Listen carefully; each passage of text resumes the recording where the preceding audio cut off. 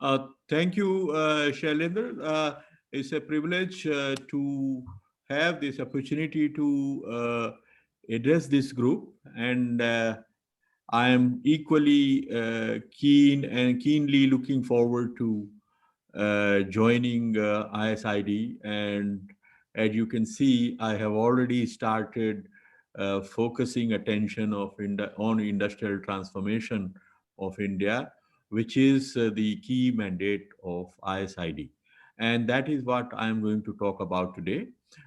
Strategic interventions for industrial transformation of India, what we can learn from experiences of especially the East Asian countries like Japan, Korea, China, Taiwan, which have become extremely successful in exploiting the potential of structural transformation focused on building manufacturing capacities.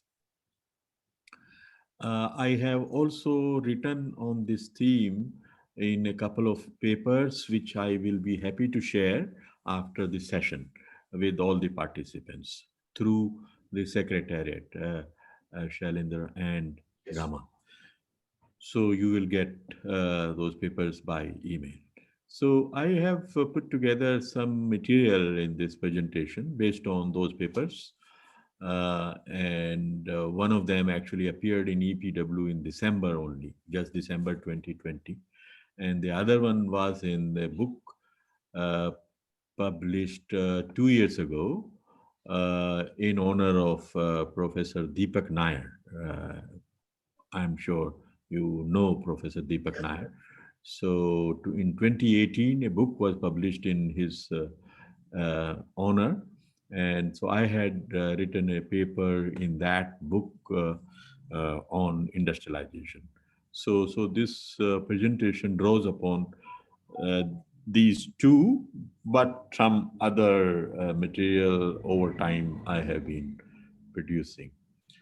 So I don't think what is on this slide needs to be elaborated with this group because you are teaching economics and you know that structural transformation is the key to development, especially development uh, which involves diversification of economic structure from the one dominated by primary activities like agriculture to sectors that are having greater labor productivity like industry and services. So you move from primary or agriculture based economy to secondary and tertiary activities where productivity is higher, and in that process, which is called structural transformation, we prosper, we get more jobs and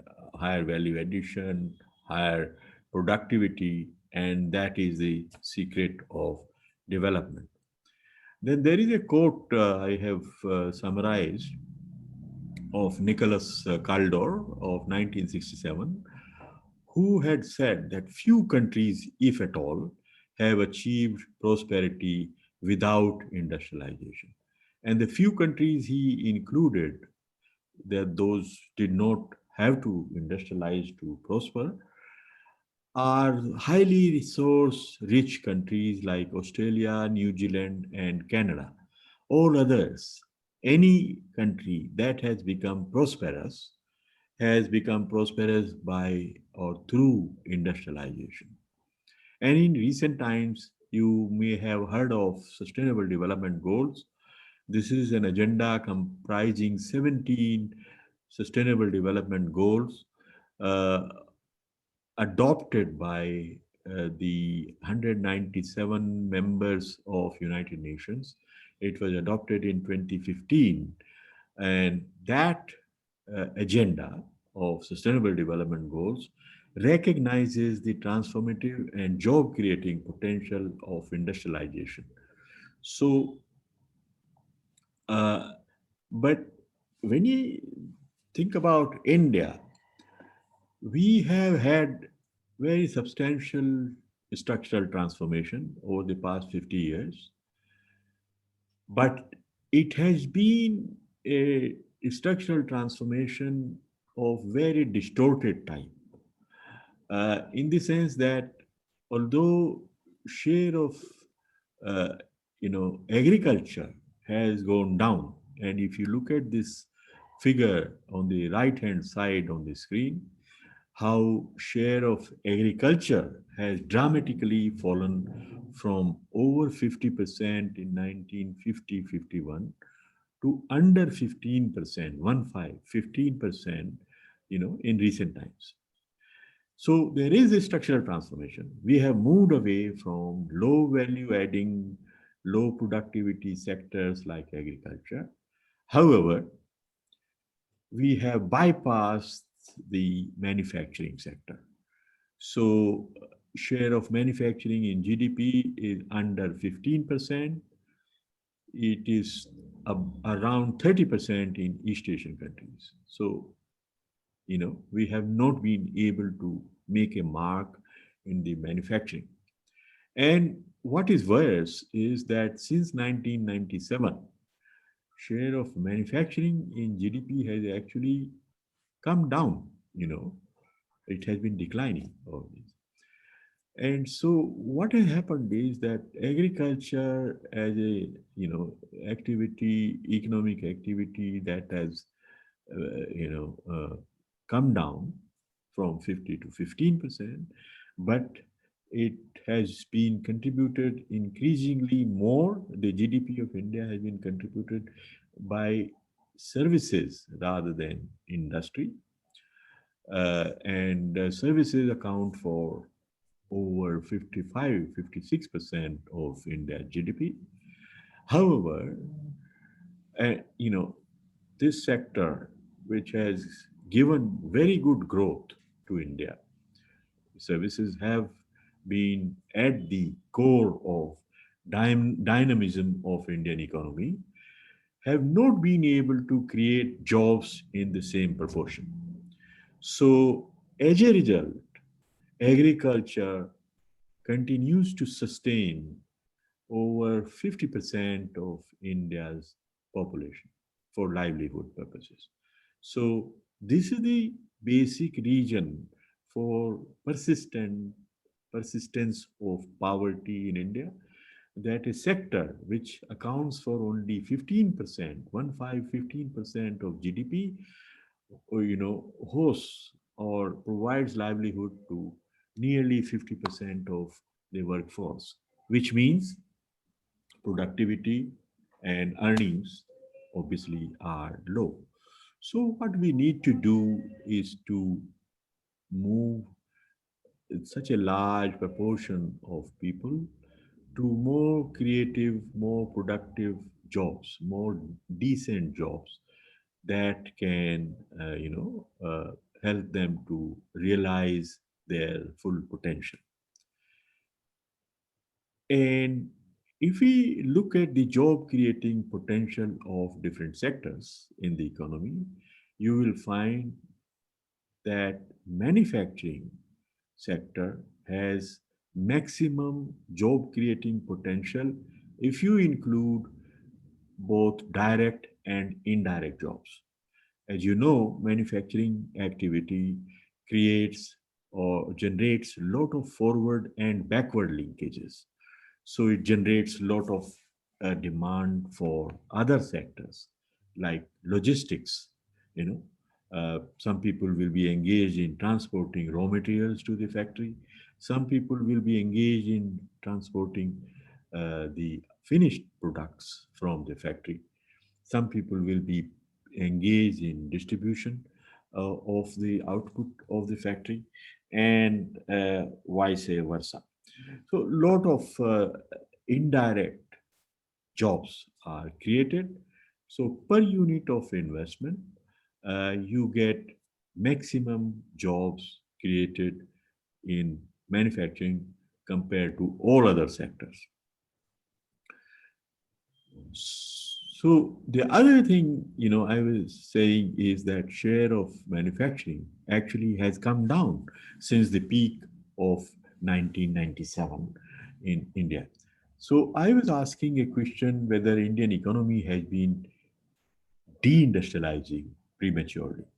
And so what I did was to look at the uh, shares of imports in final consumption using input-output tables over time. So 2001, 2006, 2011. And this is a calculation which is reported in the paper I published in Professor Deepak Nair volume, the uh, 2018 volume.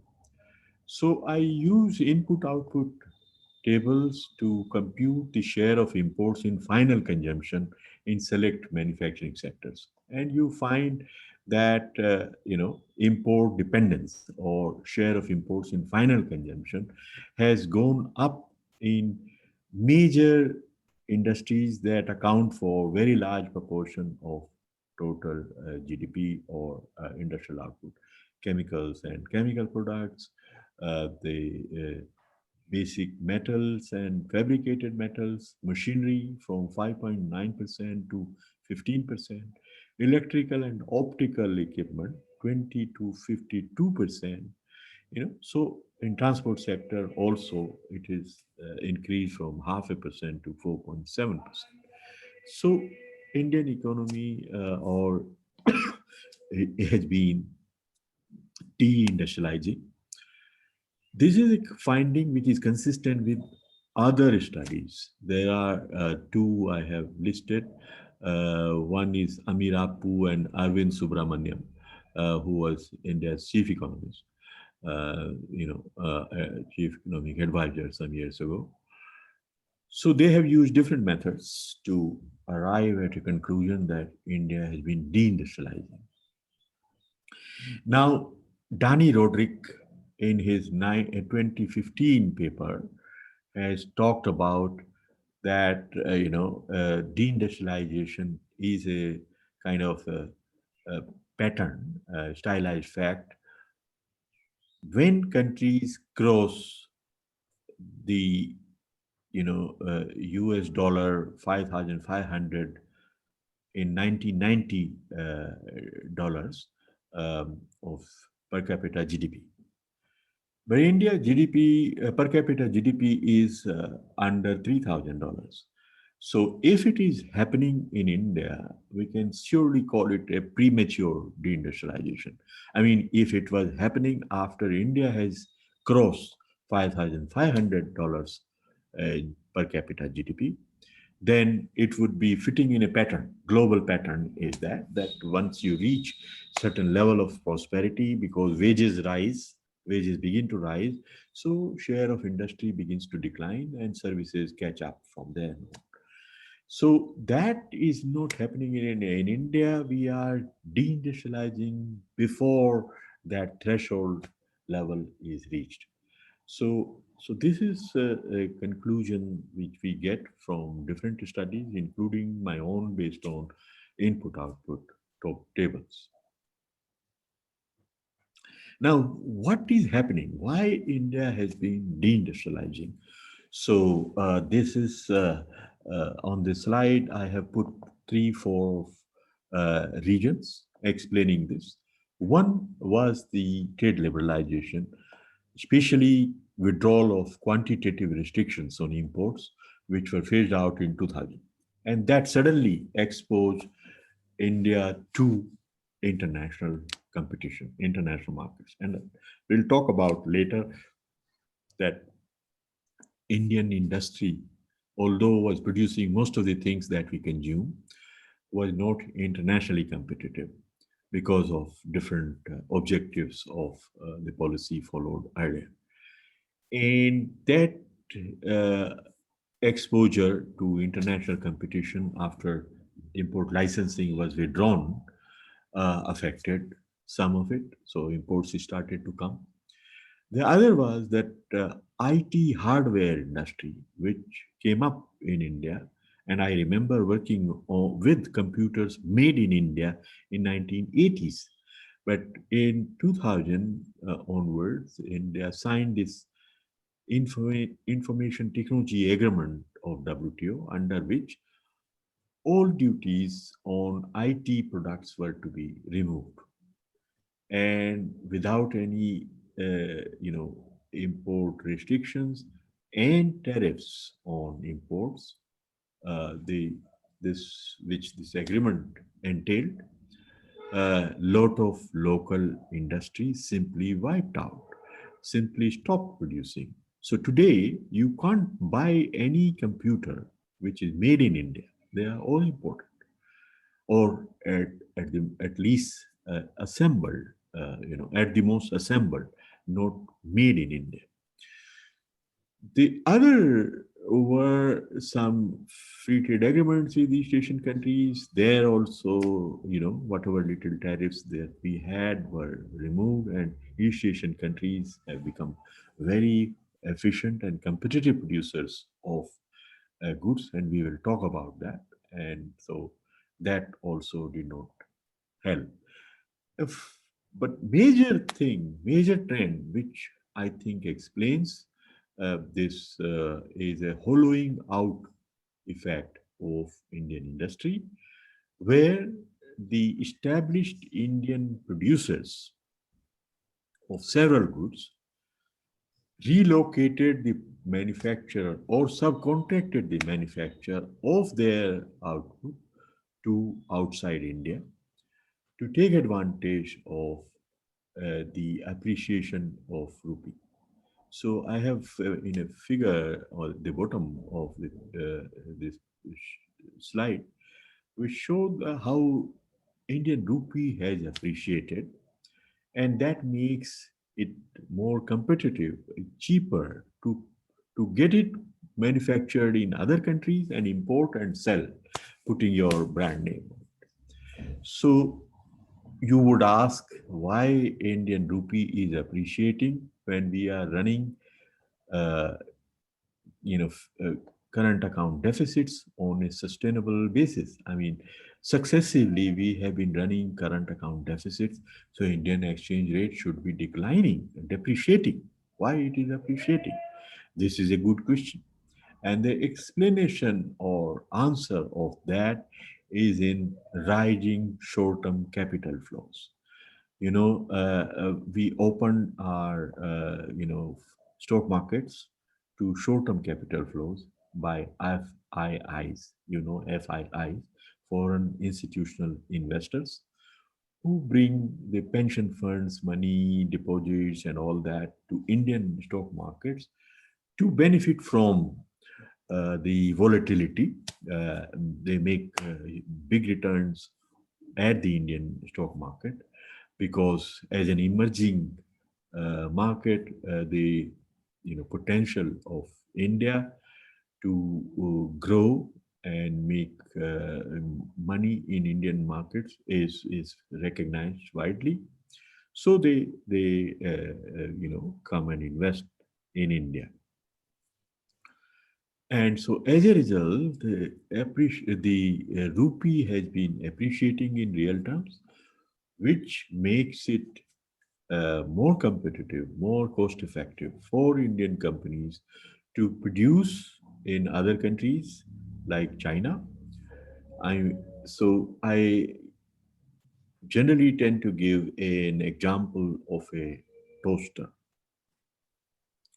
You can name any simple electric product, and toaster is the simplest. It is just a heating coil on two sides, which is used to uh,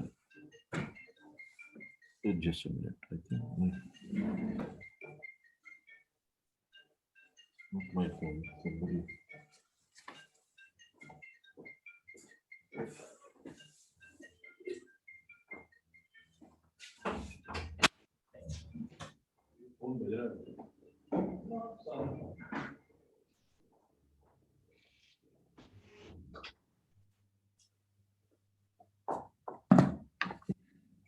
I'm sorry. There's a phone ringing. So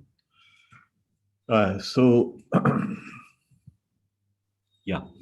So I was giving an example of some electric item like a toaster, simplest of them. And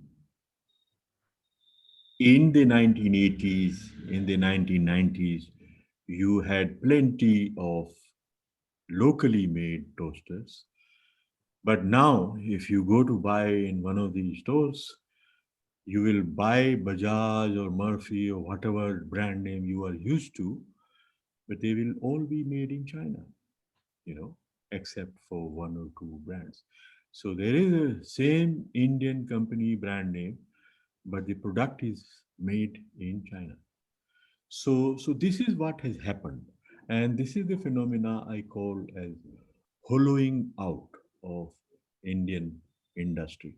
That the brand names, locally recognized brand names, are on the products, but the products are not made in India. So this is something which is one of the key regions of deindustrialization, premature deindustrialization of Indian economy. So now, if we were to reverse the trend, and you know about Make in India program and Atmanirbhar Bharat, so government is seriously trying to reverse this trend of uh, you know uh, the premature deindustrialization by producing within the country, and the competitive local production will have to be supported by local market. So scale economies will have to be provided to them by giving them preferred access to the domestic market. And there, the examples or successful experiences of East Asian countries can be a very good guide for India to exploit. And while the uh, prospects of export-oriented industrialization may appear to be not so bright in the current context where international trade or world trade has collapsed in the context of COVID. But even before COVID, because of the rising protectionism in advanced economies and other things, world trade actually never quite recovered from the global financial crisis. So the subdued growth of advanced economies has become a new normal, and that has implications for world trade. So there are, limitations of talking about export-oriented industrialization in the at the current juncture, but someday that will be revived. The potential of global trade, etc., will be revived, and one can do, export-oriented production as well. But until then, India has a very substantial domestic market, and so if you look at the imports of key manufactured products, you find that for machinery, electronic goods, electrical machinery, transport equipment, manufacture of metals, chemicals, artificial agents, all of them, the substantial imports are taking place. There are projections by Electronics Industry Association that in a few years, India may be importing $400 billion of electronics again, electronics alone, and power equipment, or telecom equipment, the phones, So a huge amount of imports taking place. If we were to provide all of that market to domestic industry, it could support uh, a, scale intensive, local manufacturing, which can be competitive. So, and but that requires a very heavy hand of state intervention, and the state intervention or strategic interventions for developing manufacturing sector, there is a very significant theoretical underpinning of strategic interventions to build industry, which have been there for a long time. But in the last few decades, I mean, since 1990, industrial policy became a bad word, and we started to shun, we started to roll back the import substituting industrialization, and industrial policy nobody was talking about. However, in the recent times, in the last decade or so, there is a revival of industrial policy all across the world, including in the United States, the biggest champion of liberalization and globalization. Now, what are the theoretical underpinnings for state intervention for building manufacturing sector? You have heard of Frederick List, who in the 1909, as early as 1909, built an argument for infant industry protection, which was used by the United States to impose high tariffs, very high tariffs in the beginning of the previous century. The same argument of infant industry protection was used to justify a new chapter on trade and development in General Agreement on Tariffs and Trade in 1960s. And then this was the argument, the infant industry protection argument, which was used by East Asian countries to develop, the state intervention through developmental state. Then more recently, there is the Brander and Spencer, this strategic trade policy, uh, which justified state intervention, showing in the certain conditions that it could be welfare enhancing, shifting profits from international firms to domestic firms. And a lot of market failures in the technological development or innovation activity. So every country in the world supports local technological development, you know, because of those market failures. And I can come to that in the discussion maybe. And of late, this Chinese economist, Justin Yifu Lin, he was World Bank's chief economist, before Koshi Basu.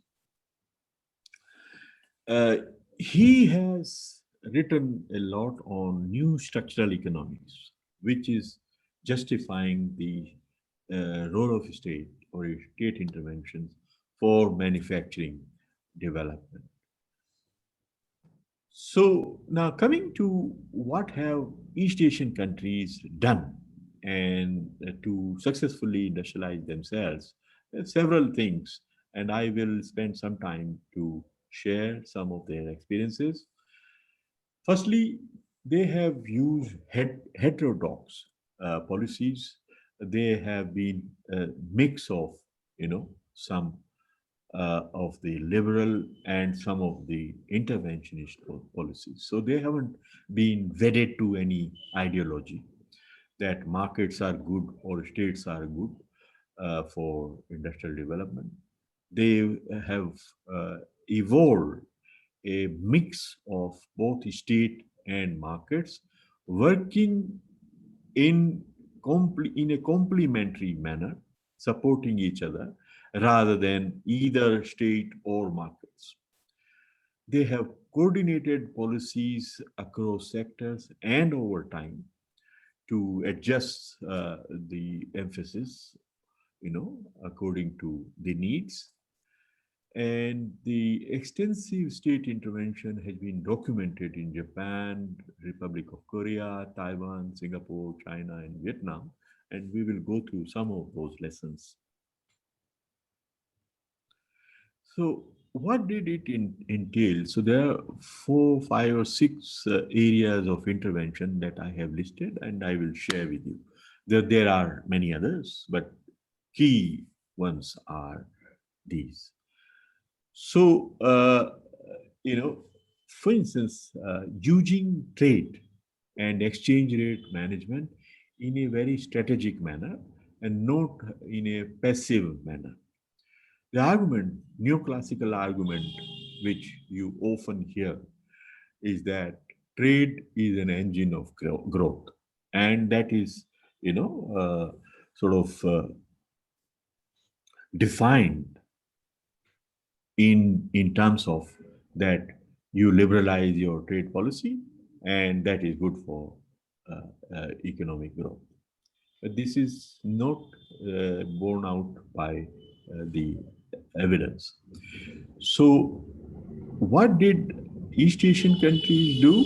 They followed a much more calibrated, very nuanced, uh, strategic integration with the world economy rather than just passively opening, just passively liberalize everything, and so you get it. So they followed an industrial policy and they calibrated the opening to world trade uh, with this industrial policy. So, for instance, some of them followed a dualism in trade policy, especially China.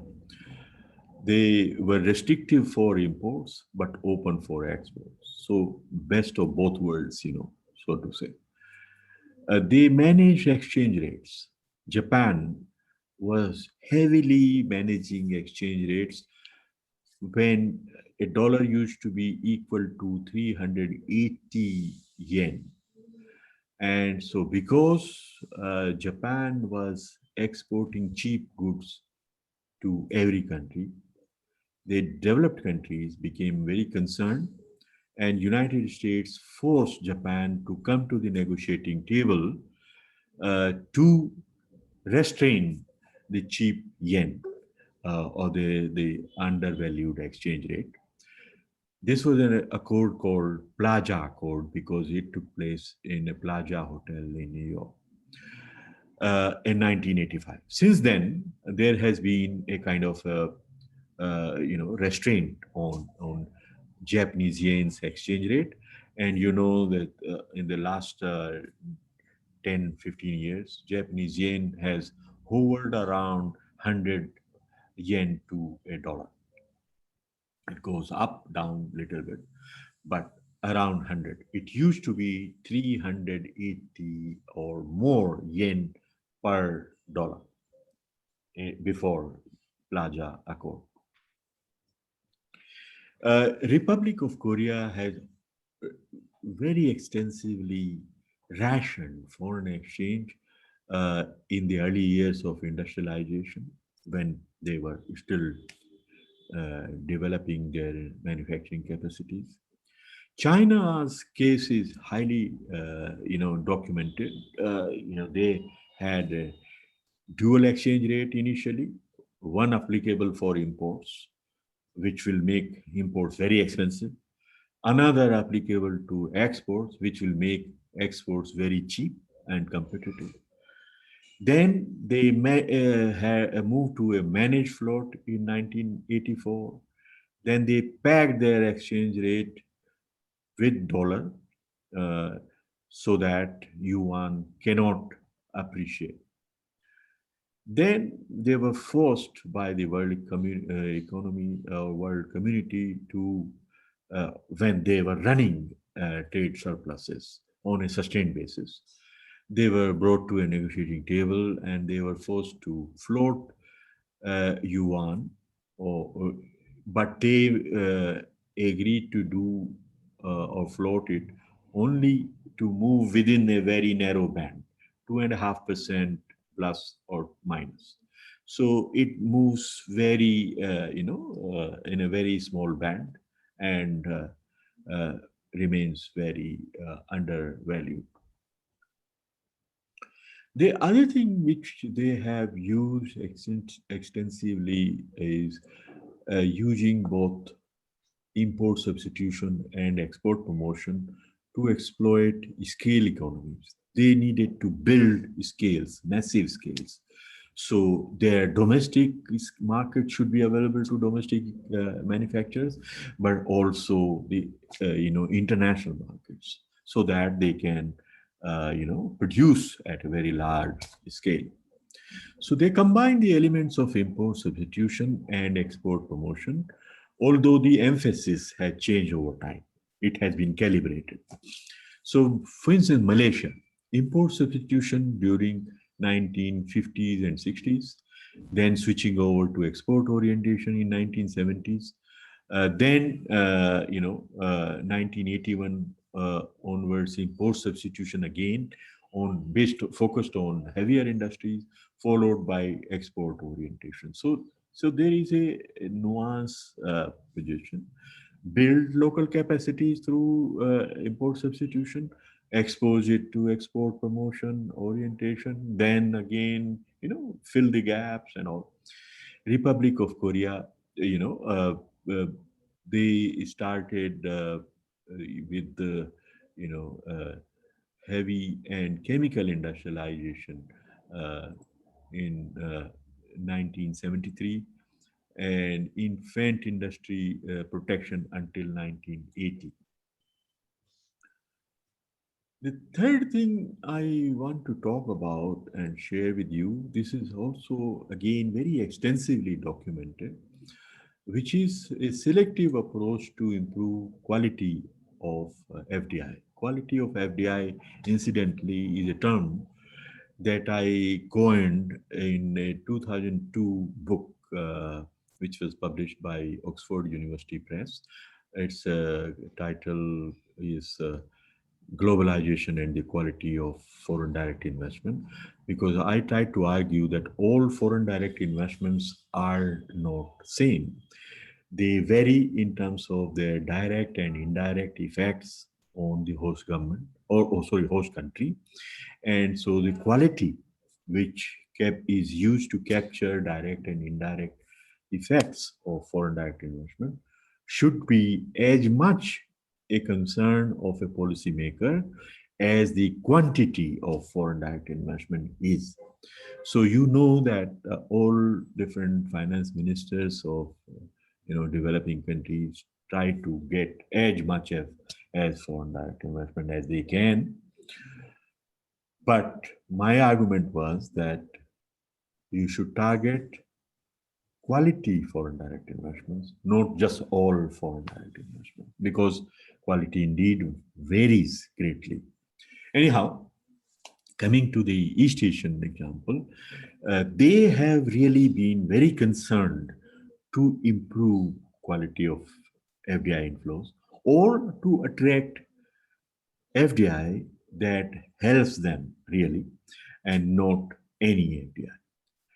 So, first of all, some of these countries like Japan, Republic of Korea, and Taiwan have put greater reliance on non-equity modes or restricted FDI, for instance. So they needed some technologies, they needed some patent licensing. So they entered into collaborations with, you know, major multinational companies for technology licensing, managerial and technical assistance. For instance, Republic of Korea built world-class steel and shipbuilding industries, drawing upon the technology from Nippon Steel and Kawasaki shipbuilding. They also established special economic zones and export processing zones to leverage foreign direct investment for export capabilities. Like Korea, established one of the first special economic zone or export processing zone to direct, FDI in those zones. So they want to develop some export capability, let foreign direct investment come and be housed in that export processing zone. Let us not bother in the rest of domestic, tariff area. So that has also been exploited. China, on the other hand, has been engaged with multinational companies in strategic bargaining. They realize that they have built, a very sophisticated infrastructure which appeals to multinational companies. They also realize that they have very large domestic market. So let us sit on the table, with a multinational company and bargain. So they would ask, okay, you want to have access to our domestic market? We will give it to you, provided you take 50% export commitment. So 50% access to market, domestic market, and 50% export commitment. So they forced multinational companies to locate in the country, but they have to take export obligations. And and when you do export obligation or you are producing for export, obviously you will set up a large plant, mass manufacturing, costs will come down, and you will be,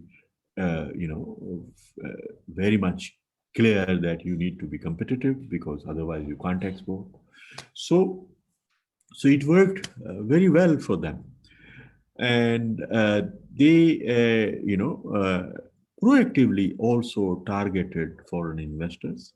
They would identify. Now, for instance, they want to produce solar, cells. This, silicon chips or cells, for which huge investments are needed to set up a fab, what is called as fab. So they will select who are the key companies in the world owning this technology. Invite them for a discussion. We want you to set up a manufacturing plant in China, and this is what we can offer to you. You tell us what you need. So that was proactive targeting was another way of getting them. Favorable tax treatment of foreign investors. So much so that even domestic investments went out of China to come back and register as foreign investors through Hong Kong and all. So there were these policies which China used to get foreign direct investment of the right type, which will help China build capacities for producing for exports. And so there is no surprise that China became the global factory, or to produce all kinds of things, and are largely produced by foreign companies, and they are given access by the Chinese government. The East Asian countries also employed performance requirements on foreign direct investment very extensively, and they, you know, using these performance requirements, and I will give a case study or an example of what kind of things were done. But they managed to strategically make sure that the possibilities of foreign direct investment coming in the country and destroying domestic investment or crowd out domestic investment were avoided. So they ensured that when foreign direct investment comes, it complements domestic investment. It helps to fold in, crowd in more domestic investment rather than crowd out. So I have an empirical study of 110 countries across the world, and I estimated some production functions to see whether domestic investment was crowded out when foreign investment came, or it was crowded in, more foreign investment, more domestic investment. And you find clearly for East Asian countries, it was a pattern of crowd in, but in some of the South Asian countries like India, it was foreign investors came and they drove out some domestic investment. So we could not manage FDI in India in the same manner as East Asian countries. Now, coming to the case study of uh, the yeah how some of the East Asian countries used these performance requirements in a manner that helps them to build local capacity of competitive type. Thailand, for instance, is the third largest exporter of automobiles, or the cars, in Asia, after Japan and Korea. How did it happen? And they don't have any local manufacturers. I mean, there is no indigenous industry. It's a Toyota and Honda that have huge manufacturing plants in Thailand, producing for exports and domestic. How did it? How did they do it? In the 1970s, they invited Toyota and Honda to establish local manufacturing plants. They impose local content requirements that you have to produce the components also within the country. And once the local capacities were built up, they started imposing export performance requirements since the mid 80s to hook up to the global production networks. Now they realize that Toyota and Honda are there. They are globally integrated companies. They have marketing networks extending to all different countries. So we started pushing them to now export from here. Now that you have been producing, now begin to export.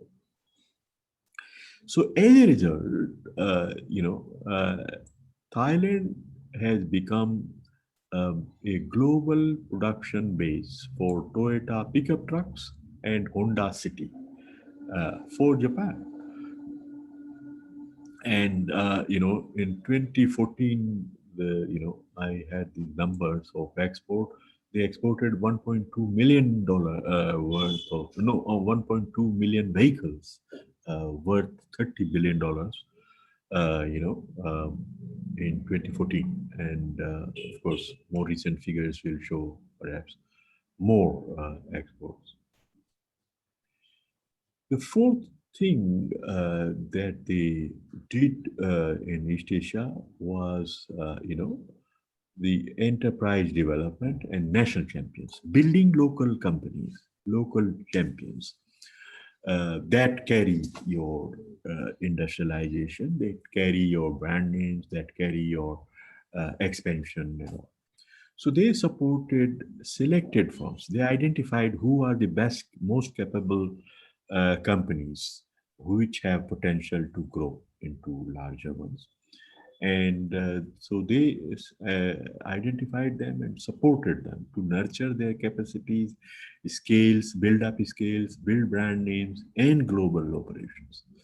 So Republic of Korea and Taiwan, they had this policy of promoting chaebols, which are basically highly diversified, conglomerates which produce all different things. You have heard of Samsung, LG, Foxconn. So because they have very large scale of operation, the scale economies they are able to exploit and keep the costs low. They also favored fierce innovation-based rivalry between the national champions in order to enhance their competitiveness. So while they are not exposed to imports, but they between themselves compete all the time. And so you see a very tough competition between Samsung and LG, for instance, in TVs. In the mobile phones, also you will find the competition between them. China, on the other hand, facilitated mergers of state-owned enterprises to create large-scale enterprises. So Korea and Taiwan developed, chaebols. China allowed mergers of state-owned enterprises to create very large companies. The idea was same. They wanted scales, they wanted volumes to bring costs down, per unit cost of production down. And they were helped, these national champions and these companies, chaebols or whatever it is, were supported extensively through public procurement programs and public investments. So whenever there is a public procurement, government is building some infrastructure or roads or highways or railways, they will only procure from these national champions, nobody else. As simple as that. So So next step uh, you know, was the credit, directed credit, subsidized credit to the champions and companies. So in that process, they needed an institutional architecture. So they created national development banks. Through these banks, they pushed a lot of credit, subsidized credit to uh, where they wanted to deliver it. So Republic of Korea, for instance, established National Investment Fund in 1973 that accounted, just to give you an idea of the scale of their operations, 70% of all manufacturing based lending in 1970s was through this National Investment Fund, you know. So they were really pumping huge amount of subsidized credit to the companies that they wanted to support. In China, there was no cost of capital. So capital was free to all state enterprises before 1978. After 1978, the China Development Bank was established, which incidentally is one of the biggest in the world. You know, it's bigger than World Bank, for instance. The share of loans in GDP, share of loans given to industry in GDP, again, to give you an idea of the importance of these banks and subsidized credit, you know, share of these loans in GDP rose from 2% in 1994 to 13% in 2016 in China. Similarly, in Malaysia, they created 13 national development banks, and the share of loans in GDP rising from 4 to 11%. They also had pioneer industry programs, and they had extensive, subsidies on top of that, and tax incentives for sunrise industries. So, coming to the next, that was building domestic technological capacity through public funding and soft intellectual property rights. So, Korea, Taiwan, China, and all others have followed very similar kind of tracks, and I have some examples for you. Uh, in Korea, as early as in 1960s, they created a very powerful science and technology agency in Prime Minister's office, besides a network of government research institutions which are very famous by now, like Korea Advanced Institute of Science and Technology. In Taiwan, the Industrial Technology Research Institute, ITRI, was set up in 1973, which had 10,000 scientists working for it by early 1990s. There is no such thing in India, 10,000 scientists. Do you have any institution? No. So, China, they had been setting up or establishing programs every 5 years. Very massive funding, very clear cut target and missions. For instance, in 2006, they had a program called Medium and Long Term Program of Science and Technology, which funded 16 mega projects in strategic industries like aerospace, automobile, semiconductor, this and that. 10 to 2010, Strategic Emerging Industries Program focusing on 20 strategic industries to enhance their share in GDP to 8% in by 2015 and 15% by 2020. And these strategic industries are, electronics, telecom equipment, power generation equipment, and you see that how they have come up in these sectors. In 2015, they launched Made in India 2025 initiative to enhance local content of core components. So they realized that we have started to export started to produce and export number of these equipment. However, local content was not so high.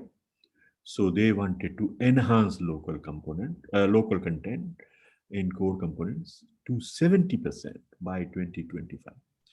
And so they are pumping huge amount of resources in building these capacities. East Asian countries have also used soft IPR laws, intellectual property rights regimes, to foster local technological capacity. So, for instance, Japan did not recognize any product patents till mid 70s.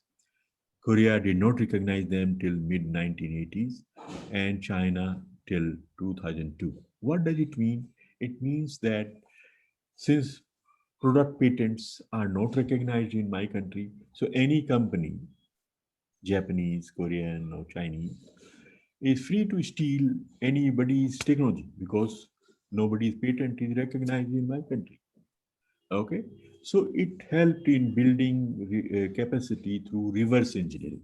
So you find somebody's, drug or chemical produced by somebody in the United States, bring it over, see how it can be produced, and just produce. No need to bother about any patents.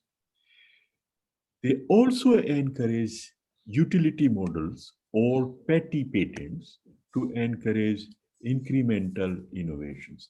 The MSMEs do small, improvements, and they will be destroyed by big companies coming. Hey, this is what I have innovated. You don't know, so you keep out of. But using these patents or utility models, they gave them protections to these MSMEs for doing some incremental innovations, and that built their capacity over time. The final thing I want to talk about is, and there are many other things or nuances, but what I was saying earlier, that what you see in the policies adopted by East Asian countries is pragmatism and adaptability. That it was a dynamic setting. It was not a static setting. That we have import substituting industrialization adopted in 1960s, and there is no change for next 20, 30 years. So they moved every decade, depending upon their comparative advantage and situation. So, for instance, Korea started with focus on labor-intensive products like toys in 1960s. In 70s, when wages started to rise, they shifted the focus on new emerging industries like automobiles and electronics. China has done the same. They started with the labor-intensive goods in 1980s, garments, toys, leather goods. But in 1990s onwards, they started to move to technology-intensive goods, in the last 2 decades. And so mobile phones, for instance, are one of their biggest exports these days, or or the power equipment, or telecom equipment, Huawei and all that you were talking about. So this is how they were flexible. They were moving, emphasis and focus of their policy rather than getting stuck to one set of policies. Now, with this discussion, I just want to shift gears and go back to what India has been doing, and whether we can relate what happened in India to some of the interventions which were. We know that India followed an import substituting industrialization policy till 1991, when the policy was thrown out of the window, with liberalization brought in by Dr. Manmohan Singh under Prime Minister Narasimha Rao. But this import substituting industrialization, I mean, which was also followed by other East Asian countries, as I was talking earlier, there is a crucial difference. The difference is that India's import substituting industrialization was happening in a closed economy setting. If you look at the 5-year plans, from second 5-year plan onwards to 3, 4, 5, you will find emphasis on import substitution by itself. That was the objective. It was not building local industry which is internationally competitive. It was not the objective. Objective was, we want to build local industry. We want to produce everything we consume ourselves. And it succeeded in that objective. So by the 1980s, India was producing virtually everything. I was earlier talking about, computers, having used computers which were made in India in 1980s. Today you can't. So, so we produce everything, but it lacked international competitiveness. So when the 1991 liberalization began to happen, and it was a gradual one, it was not a shock therapy of overnight. So a lot of local companies stopped producing. They went down under, like Ambassador car, Fiat Padmini car. So many of the products were outdated, not world class, not competitive, and they had to be shut down. So number of industries were shut down. HMT watches, we loved them, but they are not produced anymore. So I think the policy had an objective that it achieved, but you could say that policy objective was slightly not thought through. And maybe it would have been better if we adjusted the policy at some point in 1970s or 80s to bring local production which is competitive. That was not the case. So one can say with hindsight that this was the mistake that we made. But whatever the objective was, that was achieved. So we must give due credit to the policy. The other success or achievement of this uh, policy was that a number of successful enterprises of today had their origin in import substituting industrialization of 1960s, 70s, 80s. Companies like Tata Motors or Hindalco. I've given just two examples, but there are many, many, Titan Industries, so if you begin to list, there are maybe 50, 60 globally active, Indian companies that had their origins in the import substituting industrialization phase of the, development of India. So that was, and then there is a impressive success in select industries like auto, pharma, and software. And I have just a few slides to share what happened in these industries. Um, for instance, in very similar to the East Asian countries, India also in 1970 abolished product patents. It facilitated reverse engineering by local companies, and they used it. The local pharmaceutical industry, used or exploited that provision of abolition of product patents in 1970. So they became among the most competitive producers of generic medicines in the world, and they are 33% of India's pharmaceutical production is actually exported. India is called as the global pharmacy or pharmacy of the world, or poor man's pharmacy.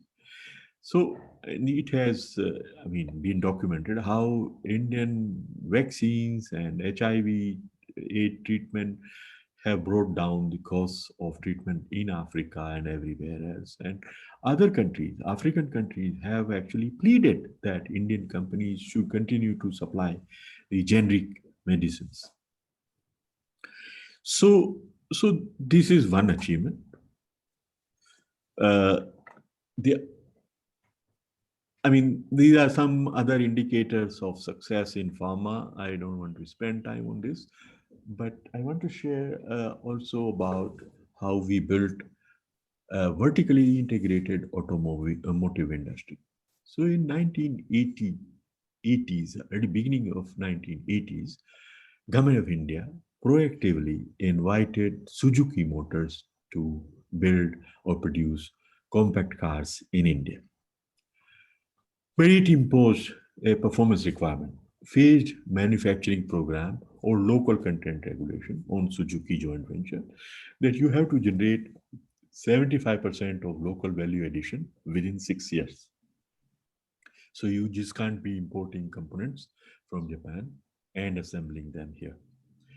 So it helped to create a local component industry.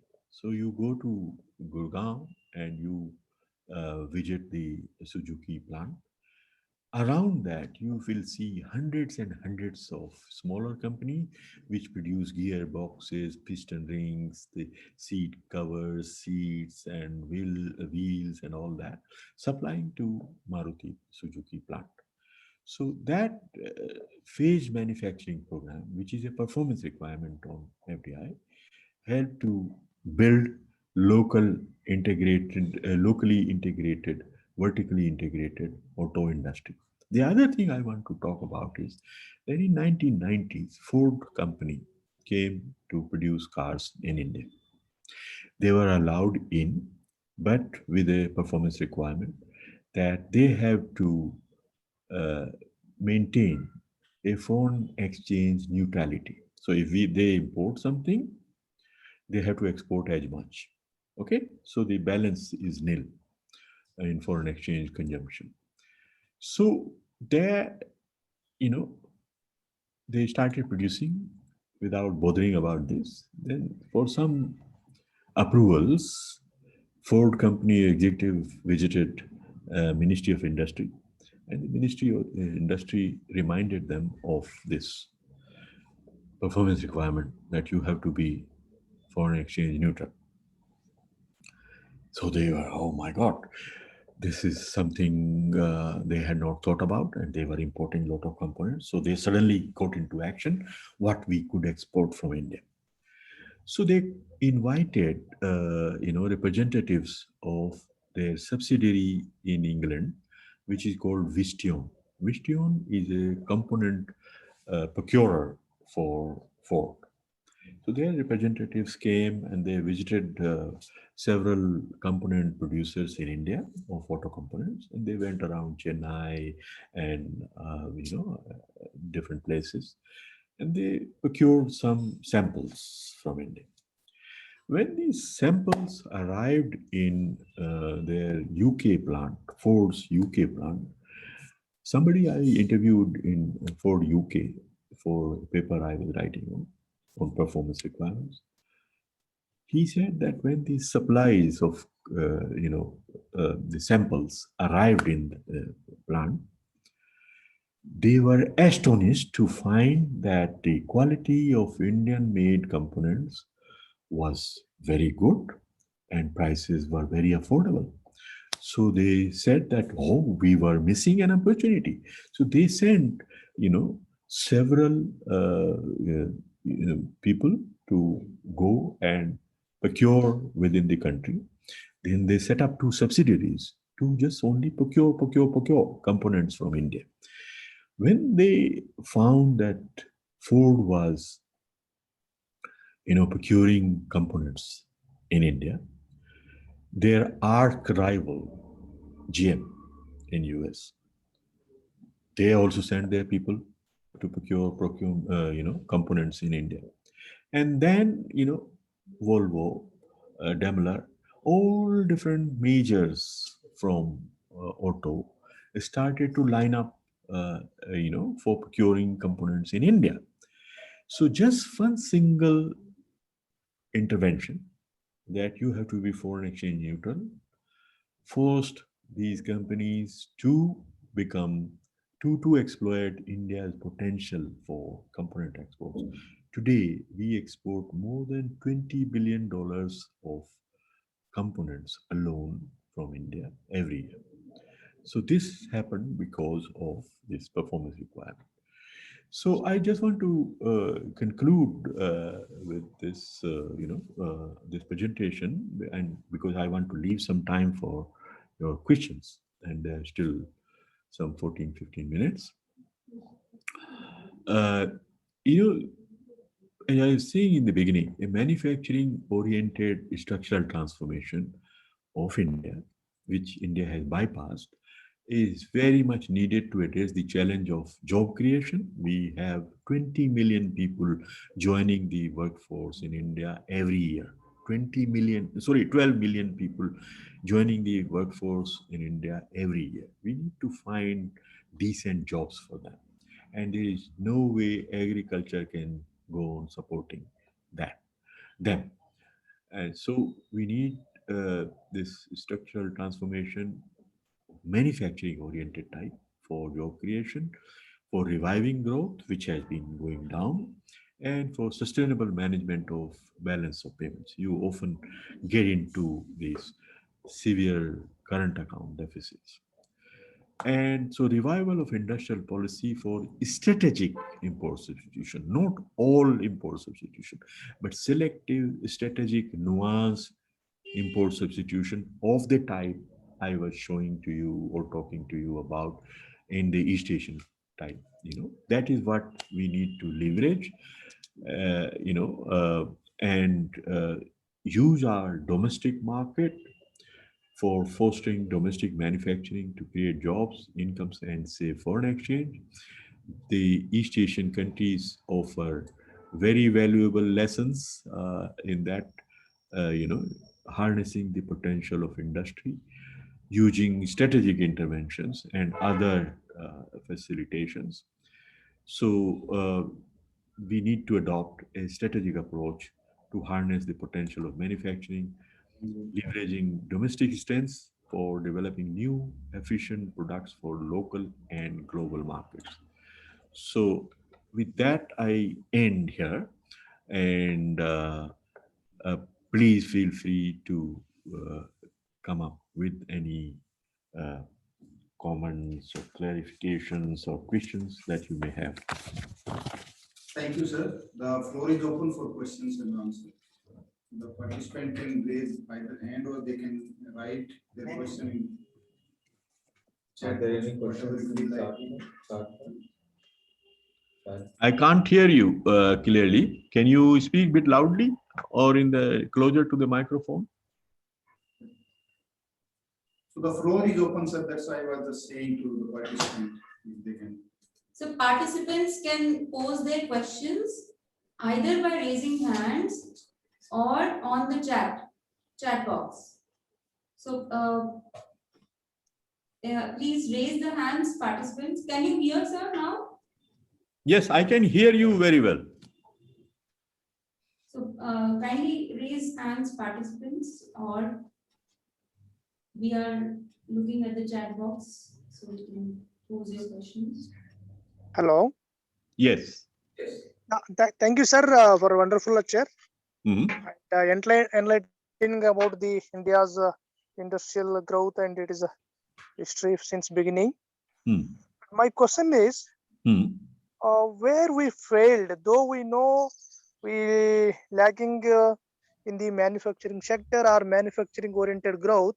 After 7 decades also we could not realize properly. And as of now also, we are not implementing effectively, particularly manufacturing policies, particularly MSMEs. Right. So what needs to be done in future? Okay. Good question. I will, will elaborate on what I was saying earlier. Yeah. Any other question so that I can take them together? Sir, can I ask one question? Yes. Thank you very much, sir, for giving such a wonderful presentation.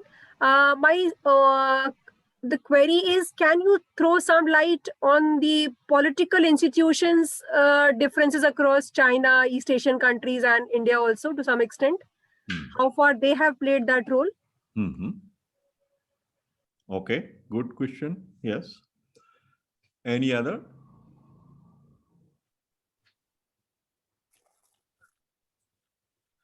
All right, so let me just begin to answer these while others may come up.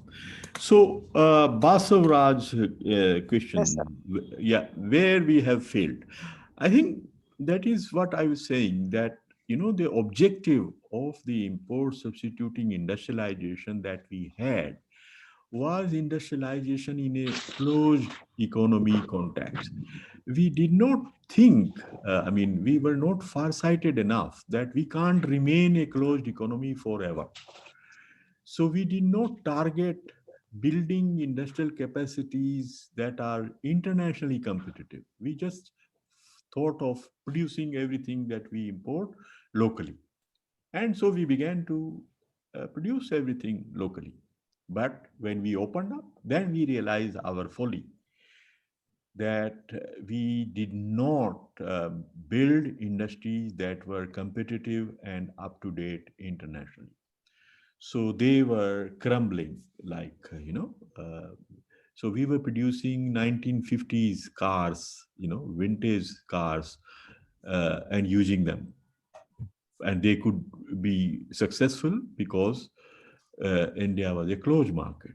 When we opened up the market, then we realized that it is not sellable anymore. So that was a mistake. I think it was good to begin with the import substituting industrialization in 1960s in a closed economy context. But by the time when we had built some capacities, we could have changed gears to say that manufacturing in a relatively open context, open economy context. So the producers will also be, concerned about their competitiveness. So gradually we could have done that. So we probably failed in, realizing that that closed economy context cannot last forever. While East Asian countries were very careful, they right from the beginning, they had the objective of building industrial capacities that are internationally competitive. So they pursued same policies in a slightly different manner. They were always forcing companies to export from the day one. And if you force them to export from day one, they will have to be competitive from the day one. And they will have to think about large scale plants. They were also given access to domestic market on a privileged basis. And so they were allowed to exploit the scale economies. Then the other instrument they used was foster domestic rivalry, So when they have a champion, national champion producing something, there will be another champion also competing with that. So that domestic rivalry was also forcing their competitiveness. So I think that is the key difference between East Asian and Indian cases. The second question by Rekha, I think you have put your finger on a very important difference. The Indian industrialization happened in a democratic context, while in some of these countries in East Asia, the political context was different. And in Korea, under President Park, in the 1960s and 70s, when they were doing the industrialization, he was a dictator, as you know, and so he could force companies to do something he wanted. And so he used to put big industrialists in jail if they did not meet their targets. So he will give them targets of so much of exports and this and that. You fail to do that, next year you are behind the bars. So that kind of policy obviously is not possible in India's context. China also has, you know, a different political context, and they are able to enforce whatever policy they want, you know, with the kind of leverages that the government has at their disposal. India doesn't have some of those things, but still, my view is that okay, we could not have pursued all these policies in the same manner as East Asian countries did. But because of the change or because of the different political context, still, I think the outcomes would have been different and better if we had more clearly thought out policy, and if we were changing the emphasis or direction of these policies over time rather than getting stuck with what was invented or evolved in 1960s till 1991. We should have been you know, adjusting the focus of these policies. So I think somewhere we were sort of complacent, uh, you know, in seeing what is happening and what would happen. So I think that is where I would stop. So Question, sir, is there. If you can see your chat box. And Kishan Kumar. oh, okay. Yes, there is another question. Is the Make in India policy going to help building the capacity which we could not build before? Can I Yes ask? and no. Yes and no, because it depends. I mean, you see, having a slogan, Make in India, could be very nice, but just slogans do not win the war. You know, so for really achieving the objectives of Make in India, we need to get a coherence in all different policy, you know, policies that apply or impinge on industrial development. This is one lesson from East Asian countries, that all of this was coordinated. So the supply of credit, the exchange rate management, the openness of trade policy, the you know, infrastructure facility, the intellectual property right regime, the technology development facility, all of these were coordinated as a single whole. In India, if we are not coordinating that, then one policy can, you know, kind of nullify the effect of the other. To give you one example, we are increasing tariffs on certain goods which we think can be manufactured in India. So we want to give some protection to local manufacture. Very good. On the other hand, we are allowing exchange rate of rupee to appreciate. So that makes imports cheaper and it nullifies the effect of higher tariffs. So if we continue with this kind of contradictory policies, then you know, it may not achieve the targets or the objectives, which are very much critical objectives. I mean, Make in India, I think, is very timely initiative. However, we need to really, uh, you know, deliver on the policy side through very coordinated policy regime rather than conflicting policy regime. Good afternoon, sir. Yes. I am Dr. Tufan Patra. Thank you, sir, for a nice elaborative lecture. My question is about the quality of FDI. So my question is about the quality of FDI. Yes. So is it not that the FDI policy over the period related to the quality FDI? So what can be done for the quality of FDI? Right. So please throw some Yes. lights. Yes. Yes. Well, the policy that we have of promotion of FDI doesn't talk about or bother about quality. It is about promoting investments in India. However, there are some checks and balances. There are some sectoral limits that in certain sectors we will retain, 25% or 45% to 51% local ownership.